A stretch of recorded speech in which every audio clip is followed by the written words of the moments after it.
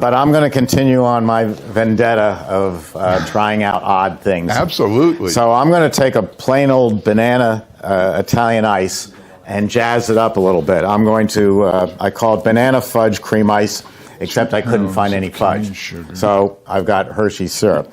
And basically what I'm going to do is I've got a bunch of bananas. It's very critical that your bananas be as ripe as you can get them. The browner and more spotted they are, the better, because as they get more ripe, they have a higher sugar content. So right off the bat, that one doesn't have as high a sugar content as this one.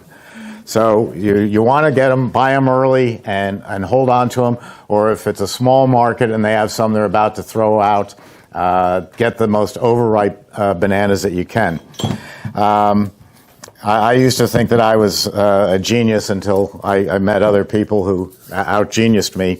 I told customers like this, I would say, go to the supermarket, and when you see the overripe bananas, you go find the greengrocer and tell him, listen, sir, you can't sell those. They're all brown spotted. I'll buy them for half price. And one of my customers wrote me, he said, Steve, you're an absolute rookie. I go into the greengrocer and I say, not only can't you sell those, they're stinking up the place because they're so overripe, and you're going to have to throw them in your dumpster, which is going to cost you to get rid of them. He said, I'll take them off your hands without charging you. And, all right, smarter than me. So very ripe bananas, cane sugar, water. I brought in, it's here somewhere, a couple of pints of heavy cream. There it is. I'm doing it the heavy cream way because I want you to see that you can do it without ice cream mix. If you're in the Italian ice business and you're not yet doing ice cream, you can go out to the store and buy heavy cream, and it's going to do it that way. Otherwise, I would use my ice cream blend that you'll see us using on ice cream. And then it called for 2 jars of fudge, but I couldn't find the fudge in the supermarket, so I bought Hershey syrup. So we'll see if that helps or ruins it, but I'm planning on, when it comes out, putting in a string of syrup into it. What do you think? For somebody in your capacity, that'll do. Okay. So in other words, you're saying that it's not going to be good. Well, I would put a variegate in it. Yes. Okay. But that's okay. I'm going to love it. Well, you're doing it the way it's been done for 100 years, actually. Yeah, I told you I was turning 70. So I've been doing it for 70 years that way. When I came out of the womb, I was making banana ice cream. Okay, so let's get started. This is my 4 quarts of water. Jeff measured out for me. Thanks, Jeff. I already sanitized the machine, so we're good to go. And the first thing I'm going to do is add my 2 pounds of sugar. So I'm going to... He's already got it for me. Look at this. I've never had an assistant. Thank you. What am I paying you? You always have an assistant. Okay. So pour your sugar into the water, not into the machine, because sugar is abrasive like sand until it dissolves. And those blades will wear out in 35 years instead of 45 years. Yeah, and we want you to get the full 45 years. A lot of cookbooks you're going to see where they put sugar into water and then they put it on the stove to get the sugar to dissolve and make it a simple syrup. It's not only a waste of time, it's a bad idea. I learned this also as a young child going down into the Caribbean with my family. In St. Croix in the U.S. Virgin Islands, all the water that you drank was rainwater off the roof. And so you had to boil it. Well, when you boil water, you're boiling all the oxygen out of the water, and the taste is absolutely horrible. So you're ruining your Italian ice by boiling the water. Just mix it like this. It took, 30 seconds? Now, when I pour this into the machine, close the gate. Last thing I did was to take out the sanitized water. So I had the gate open. And then I'm going to come back to this, and I'm going to be pouring in my Italian ice, and it's going all over the floor. And if it's you, you're going to curse me for making a machine that leaks. And I'm going to go, oh boy, I forgot to close the gate. Close the gate. Always check that the gate's closed. So when I pour this in, if there's a little stream of sugar left over in the container, don't worry about it. We just put 2 pounds in here. A little stream is not going to change your formula. So we'll just pour this in. I find that if you rest a container on the lip, it's more likely to spill a little bit. So I just raise it up a little bit and then pour it in. Now, just to make you all look bad, I'm blind in one eye, and here we are. Here I am, and I'm not spilling any. So, Isn't that special? Yes. Well, you had to get help to lift the container You're up right. because you're so old, your arms gave up. Touche, you're right. Be careful who you call. You're right. And what you call. Don't throw stones in glass houses. That's right. Okay, so my product's in here, infinite overrun control. I'm going to do Italian ice. I hit start, and that was wrong because I didn't pick my formula. So I'm going to go back to home, make ice cream, and then I'm going to pick Italian ice.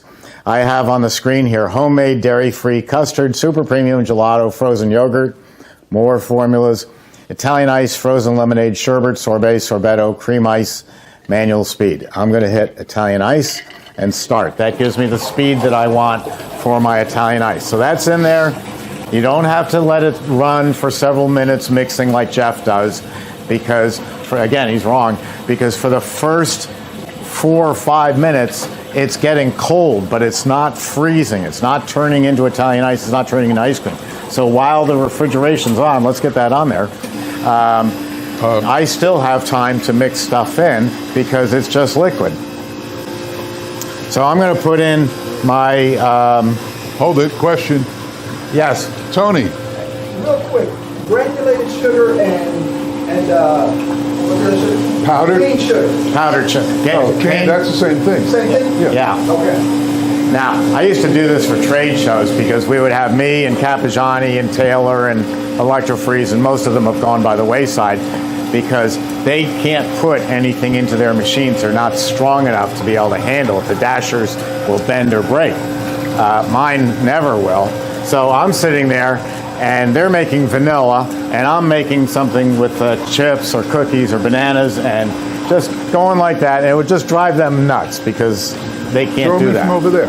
Huh? Yeah, I could. Just let them go in, and the machine is going to grind them up. Since these are soft, it'll pretty much thoroughly grind them up. If this was walnuts, whole walnuts, it would break them in half, or I gave you quarters, 5. which would be just the size that I want. I gave you 5. All right, that was pounds. What? I want pounds. Pounds of bananas? Yeah, 4 pounds. Oh, add them all. I am adding them all. This is the flavor. Jeff has taught me 2 things over the years. That's all? That's all. One is you can do almost all your ice cream flavors by going to the supermarket. And the other is too much is never enough. We've all bought Breyer's ice cream, and if it didn't say that it was mint chip on the container, you'd never know it. Their coffee ice cream tastes like colored water. This is what people do. People, you know, there's terms that we use in the business that you'll find on my other videos.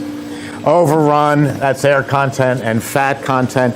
Yeah, they're important, but nobody ever walked out of an ice cream parlor and said, oh, that is the best air content I've ever had, or I can't wait to go back tomorrow. I just love the fat content of that product. We don't say things like that. We say, wow, the mint chip was minty. The chips that he used weren't chalky. This is what people taste. Now, right here, and there's always question is what's the difference between an Italian ice and a cream ice? Cream or dairy. So right now, this is banana Italian ice. If I just let this go, this is banana Italian ice. It's fantastic. Now, I want to make it a cream ice. A cream ice has got some dairy in it.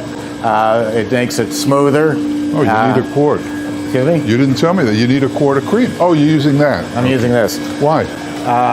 You weren't listening. I know, to show them that you can do it? Yes.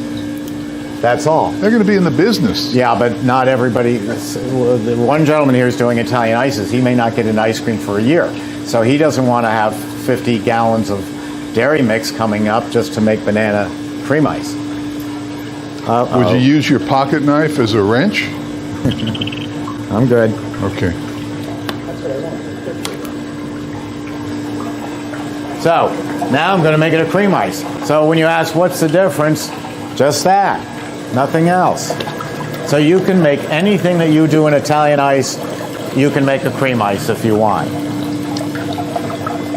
There's another factor in texture on Italian ice that's important. If I was making lemon ice, let's say, it's a good example, on a 24-quart machine, and you don't have to remember all the numbers, and I'm going to make a New York Italian ice. My formula is going to be 7 pounds of sugar, 14 quarts of water, and 2 quarts of fresh squeezed lemon juice.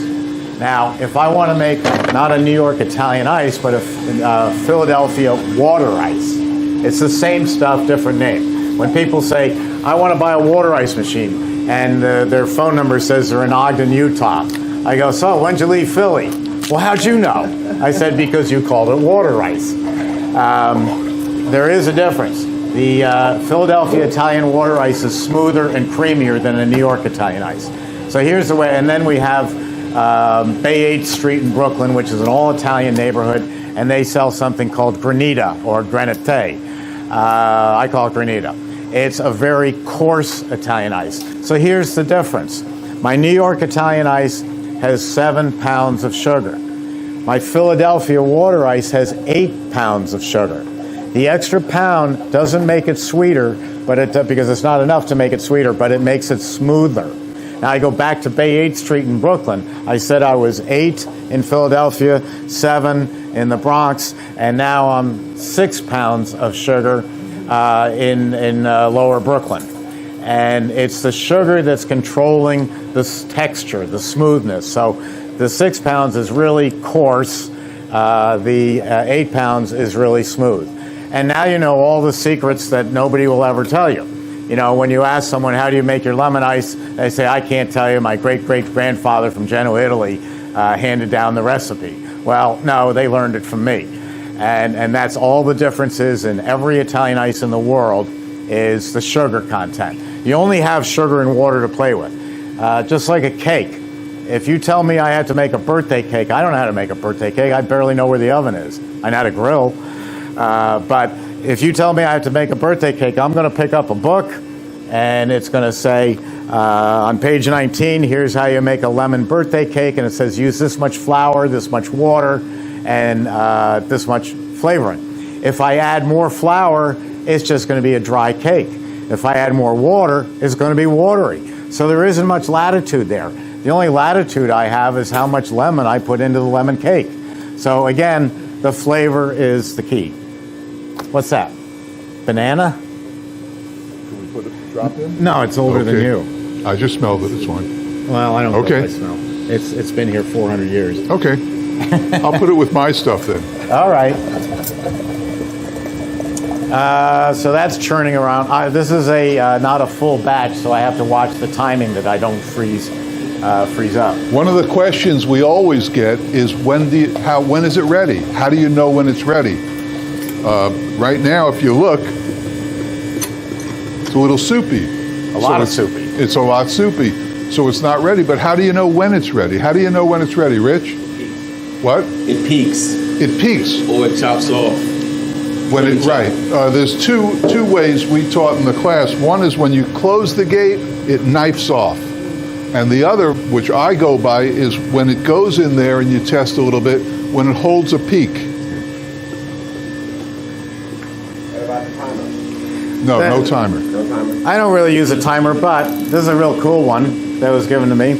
And I do and don't use timers.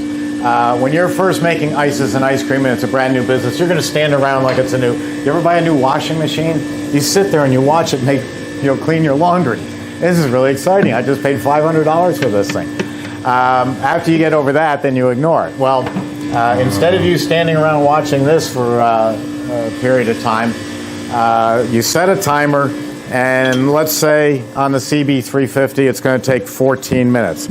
I would set this for about 12 minutes, and now I'm going to use my time effectively. I'm going to go over to the sink, and I'm going to rinse some tubs. I'm going to get my cups and spoons out. Where do we have cups and spoons? All set. Don't worry. Okay, going to get that ready. I'm going to be doing other things. The bell goes off. I go, oh, I have a couple of minutes to get back to my product and check it. So I'm going to... And if you really want to use this effectively, see that round container over there by the door? That's where this belongs. Don't depend, because you'll come to depend on it, and then you'll look and say, oh, I got 2 more minutes, and you'll go outside and you'll start playing Candy Crush, and you'll forget it, or you'll get on the phone, or you'll read your article in the book. Don't use them. We acquiesced, I didn't, my engineers did, and put a timer on this machine. It's right up here in the corner, and I don't even use it. And being wonderful engineers, what they designed it for, because they didn't talk to sales, they talked to themselves, engineering. And what they designed it for is when it's measuring the load, the amperage on the motor. And when the amperage gets up to a point where you've walked away from the machine and it's about to shut itself down because it's frozen up, it's going to warn you.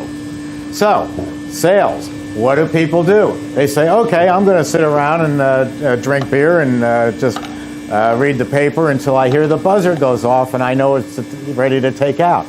That's not correct. It's 30 seconds away from freezing up. It's long past time to take it out. So we built you in a timer, but I agree with Jeff. They're pretty useless. But I do like it as a general thing. And if you buy a cheap $6 timer, the nice thing is it's portable. You can go off somewhere else and it's in your pocket and it'll still go off and tell you that your product needs to be checked. What controls the timing on many products, how do we look? 30 seconds. Okay, I better get this ready. What controls the timing is the sugar content. The more okay. sugar, the longer the freeze time. You ready? Yeah. Open it up. Okay. You want to do that part? Oh, no, your call. Whatever you want. I don't think I've ever done it. Go. Now, how about we turn off the refrigeration? I'm not doing this that well. Okay. That's all right. Just keep it going. Just open her up part way so I get a flow. See this, everybody? later we'll show you how to do it the right way. Oh, listen to him. With a variegate. I have 9 years of tapes where Jeff states, I am never going to sell Italian ice. It's taking away from my ice cream sales. It's stupid. And now Jeff is the so-called genius of Italian ice, but guess who taught him? Hold it up here and point it down, straight down. His great-great-grandfather, me, from Genoa, Italy, taught him how to make ice. And now he's the expert. Jeff, you make Italian ice? Yes, he does. What a turncoat. Yeah. What a turncoat. See, isn't that beautiful? We have another container? Yeah. Look at that. Isn't that nice? That's beautiful. I don't know what it's going to taste like, but it looks nice.